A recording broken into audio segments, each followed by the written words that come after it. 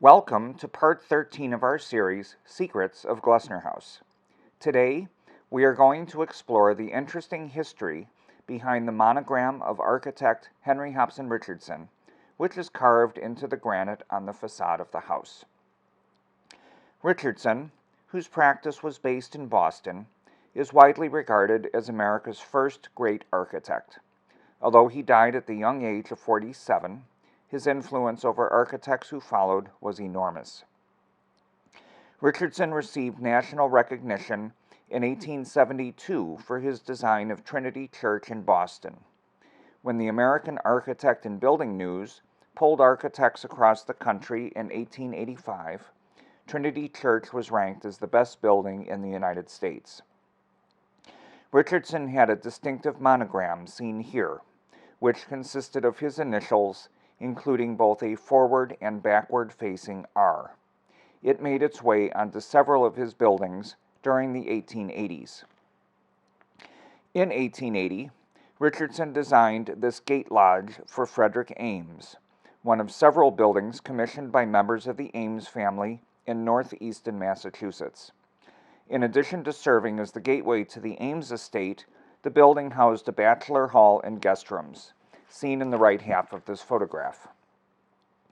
This two-story rounded extension off the back side of that portion of the building provided covered access to a well. The open porch on the second story featured 4 stones carved from long meadow brownstone. These stones, carefully preserved when the balcony was later enclosed, contain the marks of all 5 men involved in the project. This stone shows the distinctive monogram of Richardson at the bottom, with the mark for Frederick Ames above. The second stone bears the construction dates of 1880 and 1881, along with the initials of Frederick Law Olmsted, who provided the landscape design for the estate. The remaining 2 stones show the initials of Louis Comfort Tiffany, who provided the stunning blue glass tiles over the fireplace, and Augustus St. Gaudens, who carved the elaborate stone mantelpiece. In 1881, Richardson received the commission for Austin Hall, the new law building on the campus of Harvard University. His monogram is found on a stone located to the left of the main entrance arches. Here we see a close-up of that stone. In addition to Richardson's monogram, it contains proportional scaling dividers, architectural dividers, and a circle and triangle placed in an interwoven design at right, with 6 focal points spaced along the perimeter. As architect Richard Brown noted in his excellent essay about this plaque, it reveals a great deal about Richardson's design philosophy and his use of golden section proportioning. This record is especially important as Richardson wrote so little about his methodology. During Richardson's trip to Europe in 1882, he wrote to his wife Julia that he was going to have a seal made with his monogram. He originally considered an Ouroboros, a serpent biting its own tail, but settled on, quote, 2 strange beasts, round the edge, both biting at a piece of forbidden fruit. If it is well done, it will be very good. I call it forbidden, it may not be, unquote. Here we see that seal, showing the serpents and forbidden fruit, which is housed in the archives of Richardson's successor firm, Shepley Bulfinch. It survives today as one of the largest architectural firms in Boston. When he used the seal to close envelopes, he always used red wax. This is one of several envelopes sent to John Glessner, which display the monogram. John Glessner would have known the monogram well.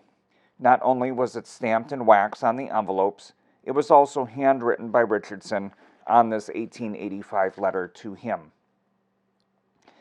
Here we see an image of Glessner House during construction. It is interesting to note that the second-story carved elements were installed as rough-cut blocks of stone, with the carving taking place after installation. The design for the capitals of the engaged columns between the windows was decided after Richardson had died.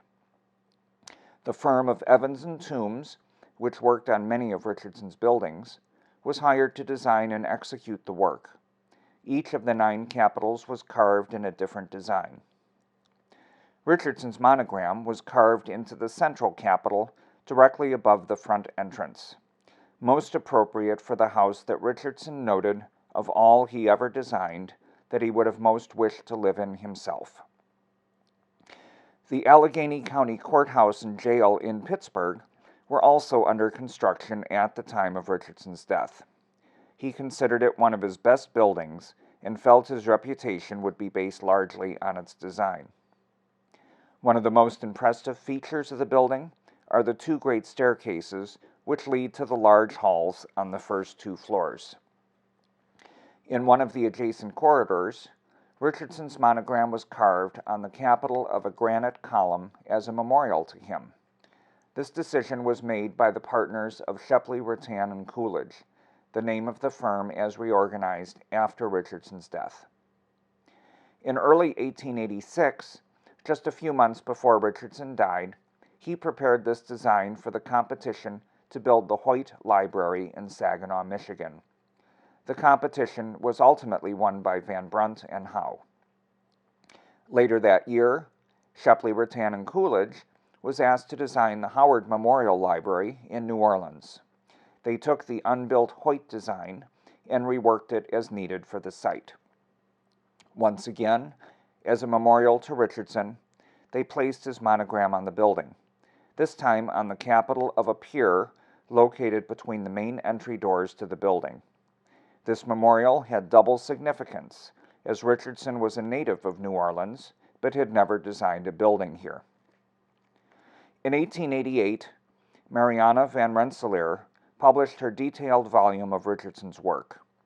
To this day, it is still considered one of the best primary sources to study Richardson and his buildings.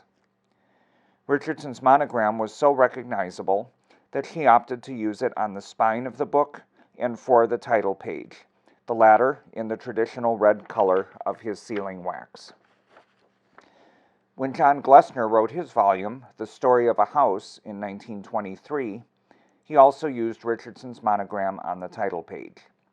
The next year, when he donated the house to the Chicago chapter of the American Institute of Architects, the deed specifically stated that Richardson's monogram, quote, shall be preserved intact and visible, unquote. Other architects have carried forward the idea of marking their buildings. Louis Sullivan placed his initials amongst the elaborate metalwork on the Carson Perry Scott store, and Frank Lloyd Wright installed red monogram plaques on several of his late buildings, including Kentuck Knob, shown here. This concludes our look at Richardson's monogram. We hope you have enjoyed learning more about how it came to appear on Glessner House, and that you will be on the lookout for hidden initials on buildings designed by other architects. Tune in next time when another secret will be revealed.